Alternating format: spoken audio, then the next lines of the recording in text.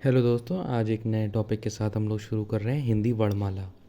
हिंदी वर्णमाला में कुल आज हम लोग ये सीखेंगे स्वर और व्यंजन कितने प्रकार के होते हैं और टोटल जो हमारे हिंदी वर्णमाला में वर्ण होते हैं जिसका नंबर है हमारा 52 52 वर्ण। तो वो 52 वर्ण किस प्रकार से होते हैं आज हम लोग ये सीखेंगे। ठीक है, तो वर्णमाला का अर्थ है वर्णों की माला। वर्णों की माला का अर्थ है कि वर्ण जो हैं वो एक माला की तरह पिरोए हुए हों, जैसे ना फूलों की माला या गेंदे की माला जो बाज़ार में मिलती है उस तरीके से जो फूल एक दूसरे के आगे पीछे पिरोए हुए होते हैं, इसी तरह से वर्ण भी जो हैं वो आपस में पिरोए रहते हैं, जिसको हम क्या कहते हैं, वर्णमाला कहते हैं। ठीक है, तो हम इसकी परिभाषा देख लेते हैं कि किसी भाषा को लिखने के लिए मानक प्रतीकों का समूह वर्णमाला कहलाता है। मतलब किसी भी भाषा को लिखना है तो उसके लिए जो मानक प्रतीक हैं लिखने के लिए, जैसे हमारे होते हैं लिपि चिन्ह जैसे बोलते हैं, तो उन्हीं को क्या कहते हैं, हम उन्हीं को वर्ण कहते हैं। तो यही ये कह रहा है कि किसी भाषा को लिखने के लिए मानक प्रतीकों का समूह वर्णमाला कहलाता है। दूसरी तरीके से देखें इसे तो वर्णों के सुव्यवस्थित एवं क्रमबद्ध समूह को वर्णमाला कहते हैं। अब यहाँ पर दो वर्ड आ रहे हैं, एक सुव्यवस्थित और एक क्रमबद्ध। मतलब क्या है, पहली बात तो ये कि वर्णों के सुव्यवस्थित, सुव्यवस्थित मतलब ऐसी व्यवस्था जिसमें वर्ण सुंदर दिखाई दें। दूसरा क्रमबद्ध, क्रमबद्ध का मतलब क्रमबद्ध हो, जिसमें क्रम बंधा हुआ हो कि स्वर के बाद व्यंजन आएंगे या जो वर्ण जहाँ आता है वो वर्ण उसी प्रकार आएगा। जैसे कि क्रमबद्ध, जो वर्ण जहाँ आता है उसे उसी स्थान पर रखना, जैसे का के बाद खा, खा के बाद गा। इसी प्रकार है सुव्यवस्थित, स्वर के बाद व्यंजन। तो एक ये क्या है, व्यंजन में भी अभी हम आगे पढ़ेंगे अंतस्थ, स्पर्शी और ऊष्म व्यंजन। तो सुव्यवस्थित का मतलब है जो जिसको जहाँ आना है वो उसी जगह पे आए जिससे कि वह सुंदर दिखाई दे। नेक्स्ट देखते हैं बेटा कि वर्णमाला के भाग। वर्णमाला के दो भाग होते हैं। नंबर एक स्वर, जो कि कुल कितने स्वर हैं हमारी वर्णमाला में, हिंदी वर्णमाला में 11 व्यंजन। मूल व्यंजन हमारे कितने हैं, 11 व्यंजन हैं, जो कि कुल व्यंजन है। अगर आप कहीं पर आपसे पूछा जाता है कि व्यंजन कितने हैं हिंदी वर्णमाला में, तो हमारे कितने व्यंजन होंगे, 33, 33। आइए अब स्वर के बारे में देख लेते हैं। स्वर, अब हमारे स्वर क्या हैं, स्वर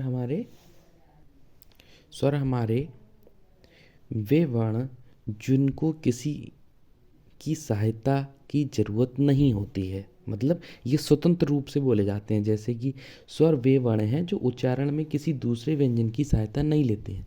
इन्हें क्या है, इन्हें किसी की भी सहायता की ज़रूरत नहीं होती है, ये अपने आप ही स्वयं बोले जा सकते हैं।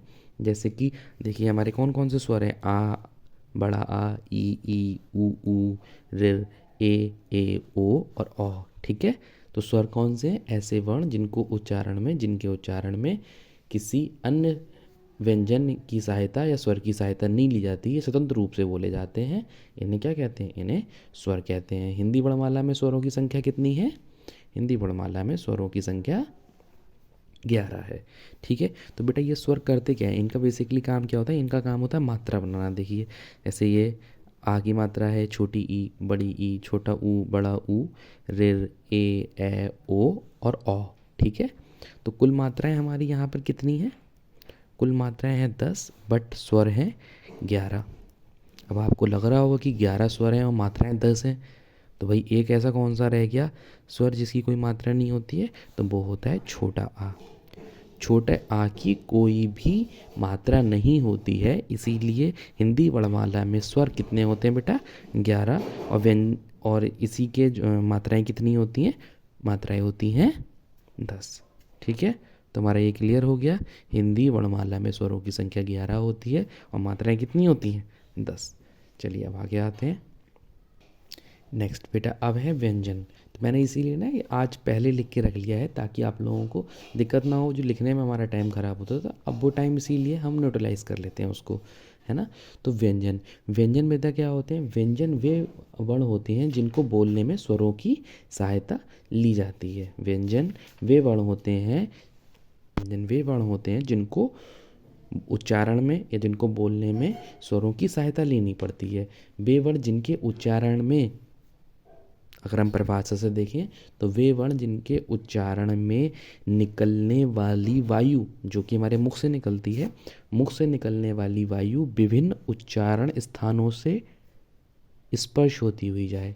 इसका मतलब क्या है कि जो भी हम बोलते हैं तो हम देखते हैं कि मुंह से हमारे हवा निकलती है, तो जो मुंह से हवा निकलती है तो जब वो बाहर आए तो विभिन्न उच्चारण स्थानों से टच होती हुई है, जैसे कंठ है, तालु है, दांत है, आपकी इन सब चीज़ों से, जीवा है, इन सब से क्या होती है, टच होती हुई बाहर निकलती है। तो वह वर्ण जिनके उच्चारण में हमारे मुख से निकलने वाली वायु विभिन्न उच्चारण स्थानों से स्पर्श करती हुई आती है, उन्हें व्यंजन कहते हैं। ठीक है, दूसरी परिभाषा, व्यंजन वे वर्ण हैं जो स्वरों की सहायता से बोले जाते हैं। व्यंजन वे वर्ण हैं जो स्वरों की सहायता से बोले जाते हैं। हिंदी वर्णमाला में टोटल कितने व्यंजन हैं बेटा? 33। अब इन 33 व्यंजनों में भी क्या क्या है देख लीजिए। 25 तो आपके 25, 25 व्यंजन कौन से हैं? स्पर्श व्यंजन, क्योंकि व्यंजन के भी 3 प्रकार हैं, स्पर्श व्यंजन, अंतस्थ व्यंजन और ऊष्म व्यंजन। तो अब इसमें 25 तो स्पर्श व्यंजन हो गए, उसके बाद में आपके 4 अंतस्थ व्यंजन और 4 ही ऊष्म व्यंजन, ऐसे ही मिला के ये टोटल कितना हो गया? 33। ठीक है, अब स्पर्श व्यंजन क्या होते हैं इसको समझ लेते हैं।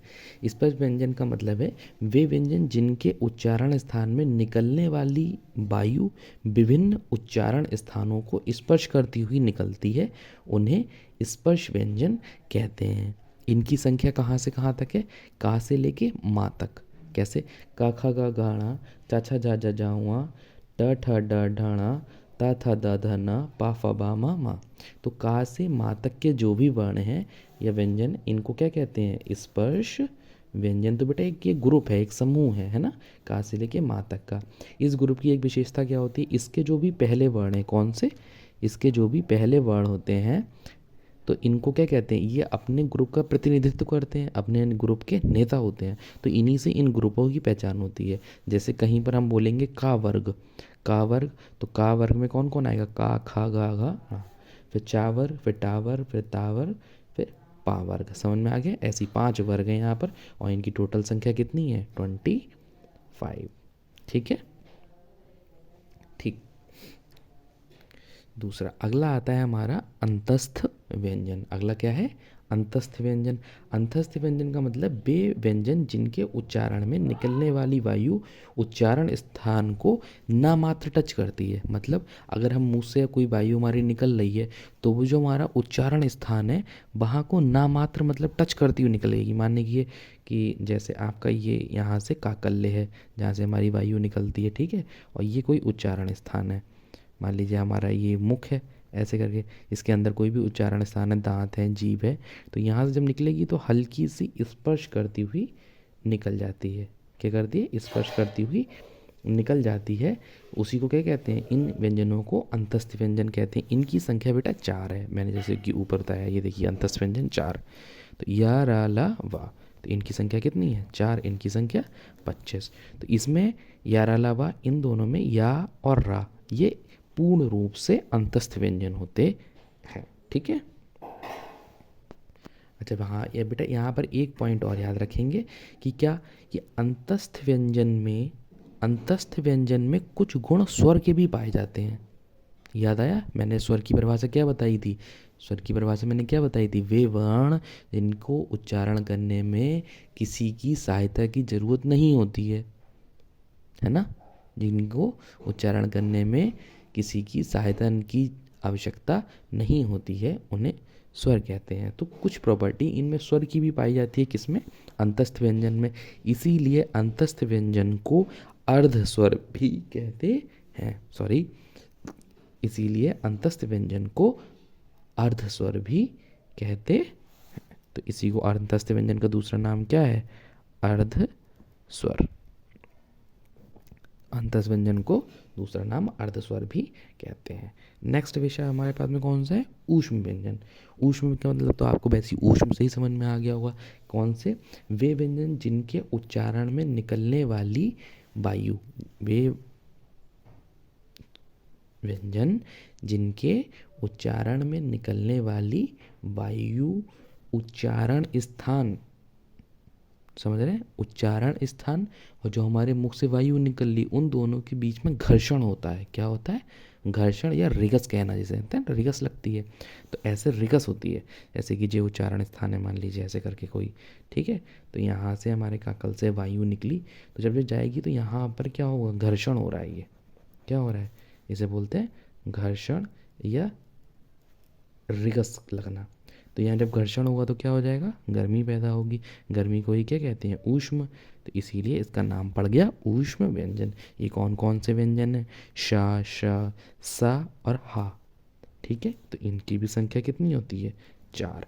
तो हमारे ये व्यंजन आपके कंप्लीट हो गए। 33 व्यंजन किस प्रकार से होते हैं ये मैंने आपको बता दिया। अब हम लोग ने क्या आगे देखा था कि हिंदी वर्णमाला में 52 वर्ण होते हैं।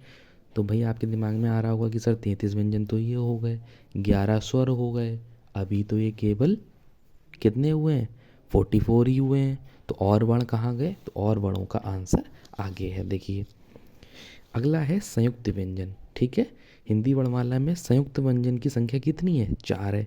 कौन से, वे व्यंजन जो दो व्यंजन के मेल से बनता है।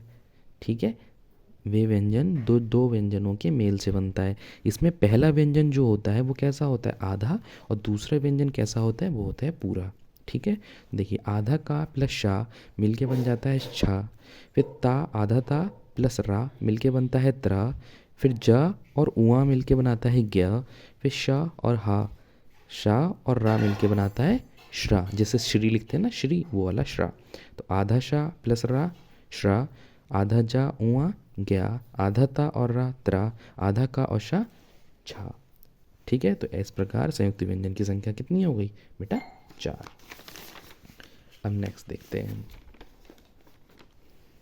अगला है हमारा, हमने कौन कौन से पढ़ लिए, स्वर, व्यंजन और संयुक्त व्यंजन। ठीक है, अब अगला है हमारा द्विगुण व्यंजन या उक्षिप्त व्यंजन। इसे उक्षिप्त व्यंजन भी कहते हैं। अब देखेंगे ये क्या है, वे व्यंजन जिनके उच्चारण में जीभ झटके से ऊपर की ओर क्या करती है, ऊपर की ओर उठेगी। इन वर्णों के या इन व्यंजन के उच्चारण में जीभ क्या है, झटके से ऊपर की तरफ बढ़ती है, जैसे ड और ढ। ठीक है, ड और ढ। जैसे बोलेंगे सड़क, बोलो सड़क, तो देखना आप जीभ जो है वो झटके से ऊपर की ओर उठेगी, सड़क। ठीक है, सेकंड देखो मेंढक, मेंढक। ठीक है, तो ढ बोलते ही जीभ जो है वो ऊपर के लिए उठ रही है, ऐसे ढक्कन, ढक्कन। तो जीभ क्या है, ऊपर एकदम झटके से ऊपर की ओर उठती है। तो इन्हीं को कहते हैं द्विगुण व्यंजन या उक्षिप्त व्यंजन। ठीक है, तो इनकी संख्या कितनी होती है बेटा, इनकी संख्या होती है 2। अगला है अयोगवाह। क्या है, अयोगवाह। तो दोस्त यहाँ पर हमें ये देखना है कि अयोगवाह क्या होते हैं। अयोगवाह ये ना तो स्वर हैं और ना ही व्यंजन है।